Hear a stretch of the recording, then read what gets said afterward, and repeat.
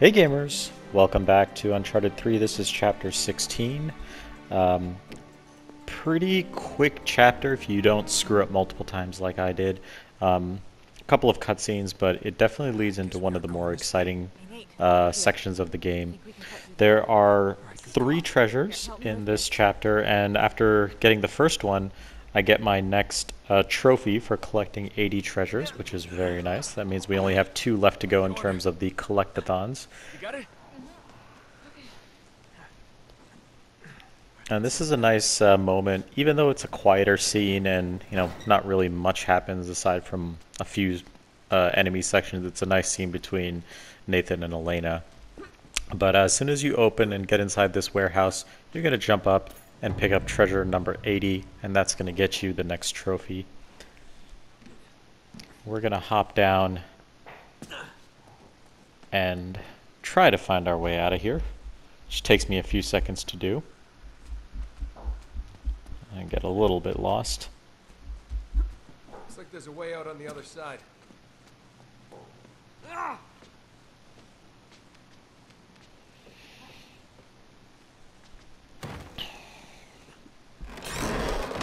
Whoa. Shit. Nothing is ever simple with him. Yeah. Yeah, I'm great. Looks like we can get out that window. But we need a way up.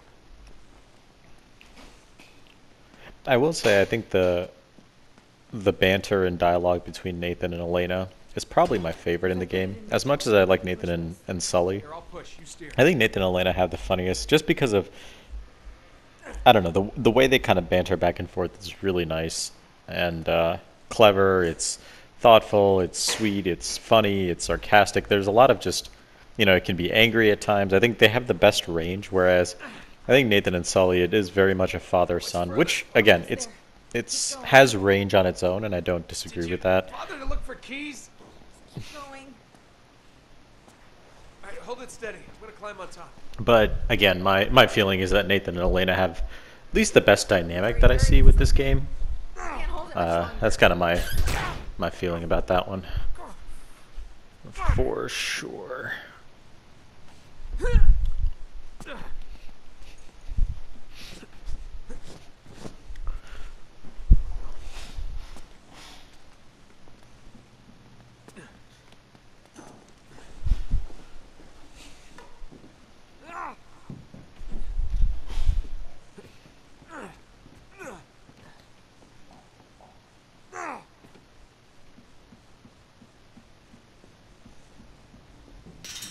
Man, that's a big plane.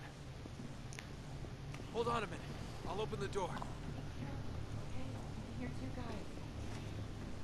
Okay, so in this section, there is actually a way to do it stealthy and kill both of the guards, but I kind of didn't realize that if you wait long enough, they end up opening the door and Elena, like spotting Elena. So what I initially thought was that they would just kind of go there and then start on their patrol. But then they end up opening the door, so then I just kind of have to go forward and lose a bit of my stealth approach to it. But it all works out at the end. I think I only die once on this section. So I'm sitting there waiting like, okay, when are they going to split up? When are they going to go to their patrol? And then I'm like, oh, wait, oops. Ended up spotting Elena. That's not good. Then I take this guy out and grab his shotgun, which is very useful for this next section.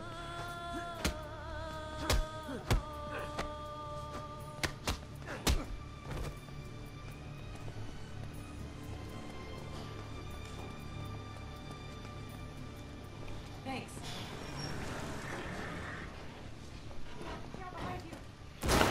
Then these guys show up now. I think I do die here, but if you get behind this pillar, you can take out a fair number of them.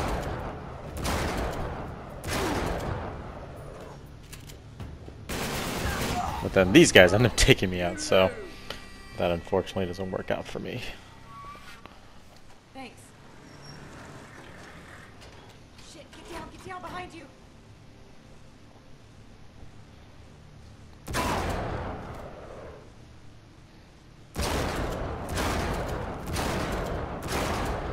Yeah, so instead of getting behind that pillar, I end up kind of going to this other side. I also forget that the silenced pistol is pretty effective in taking out these enemies.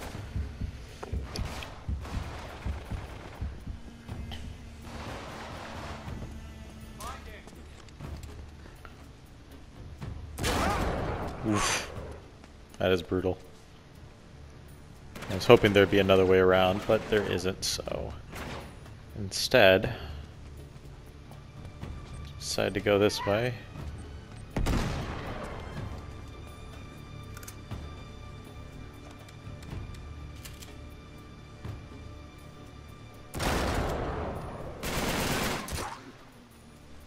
You okay? We managed to take him out. Now you see where that truck is, and it takes me a second to go find it, Yeah. I but think we can do the same thing. you want to go to this right hand side, and then up here you're going to get treasure number 81.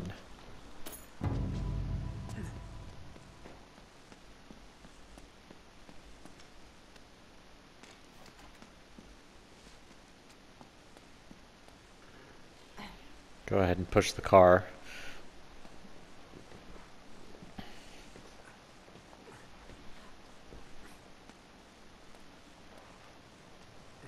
Oh, it's slipping. It's slipping. Oh, whoa, whoa, whoa, I'm losing it.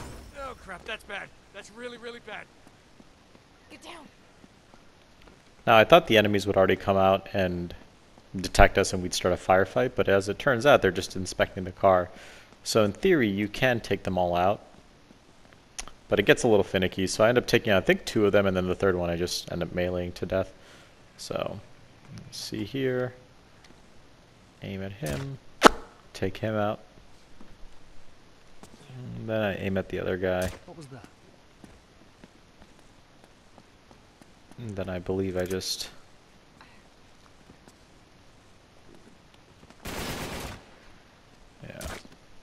forget what ends up happening, but yeah, I want to say Elena triggers it, so I just get in his way, and then I'm like, Oh.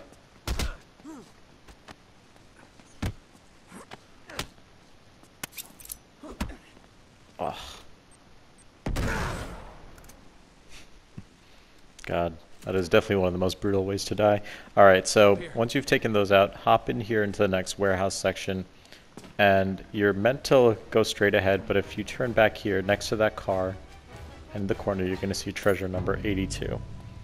Now I do a quick cut here because again this is another section I think you can get through stealthy, but I end up failing at it.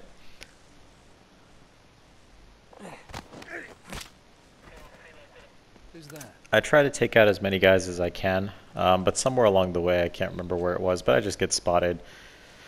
And yeah, I say, you know what, it's not worth it anymore. I think I was getting kind of tired at that point, so I said, you know what, let's just kill as many of the enemies as we can. I wish I could say that the stealth in this game is much better than Uncharted 2, and to some extent it is. But that being said, I still think it's nowhere near as good as a lot of other stealth games.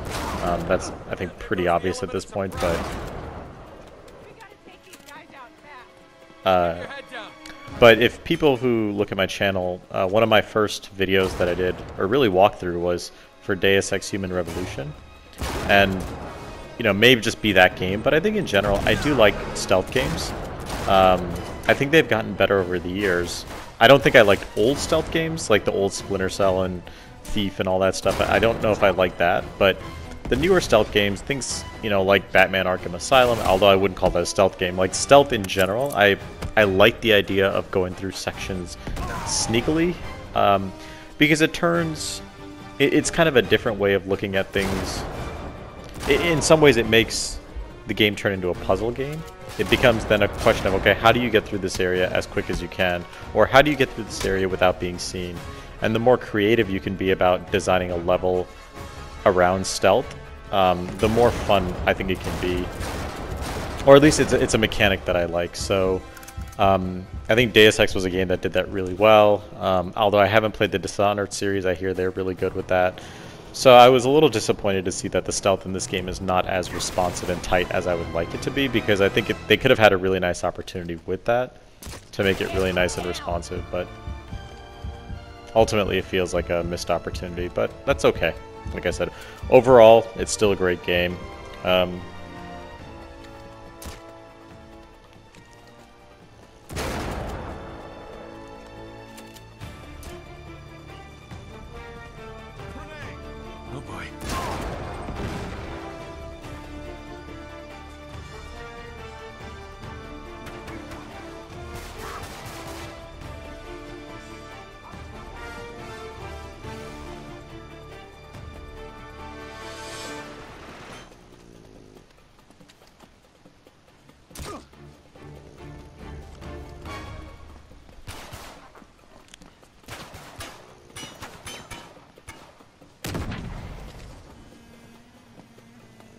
try to take this guy out with my last bullet, but unfortunately I fail. This is really annoying, so...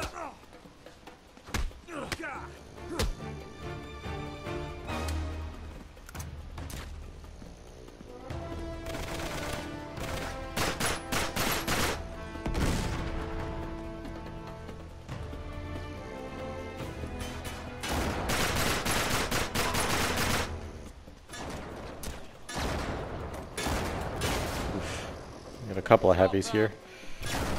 So, not too happy about that.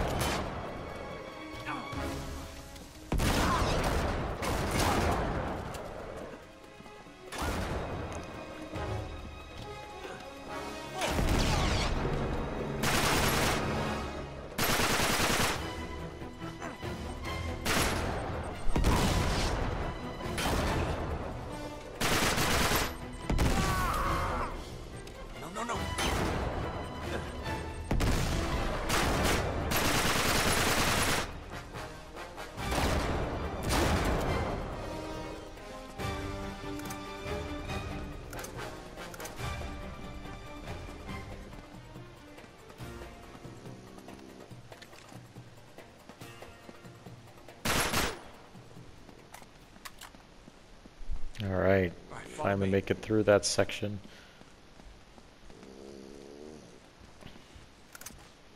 I pick up the T-Bolt Sniper, although you don't really need it for this section because there's pretty much no more combat at this point now. It's just platforming. There's like one small section, but there's no major section. I know that there is a trophy to get a certain number of kills with the sniper, but there are other places you can get that are much easier. Got it.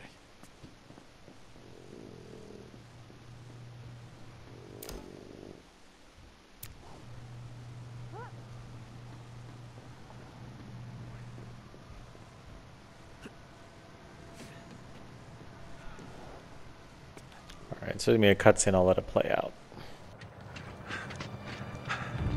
Alright. Looks like it's a straight shot from here. Yeah. I'm gonna climb to the top, then I'll help you over. All right. Keep me covered. Okay.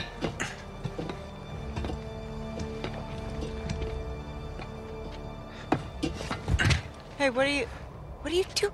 Elena, listen. Oh, damn it. I knew you would try something like this. Don't! Please.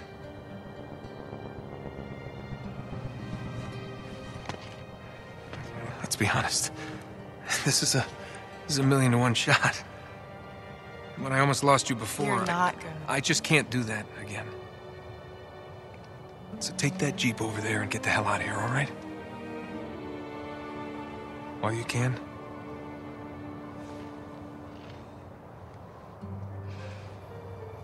You haven't got much time. Go.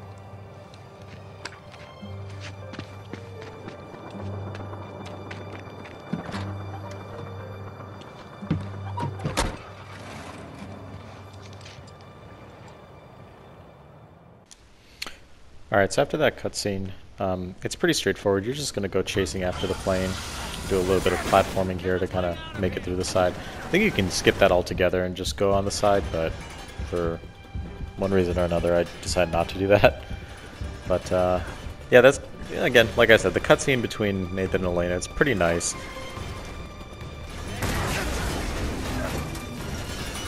I think if you play Uncharted 4 though, it does feel a bit repetitive.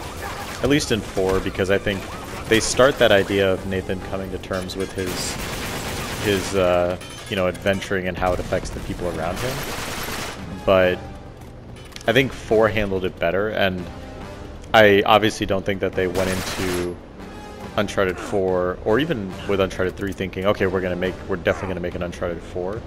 So they were almost trying to tell the most complete story they could. And I think in some ways they were trying to come to that idea of like, hey, this adventuring stuff sounds great, but it's really messed up and it affects the people around you.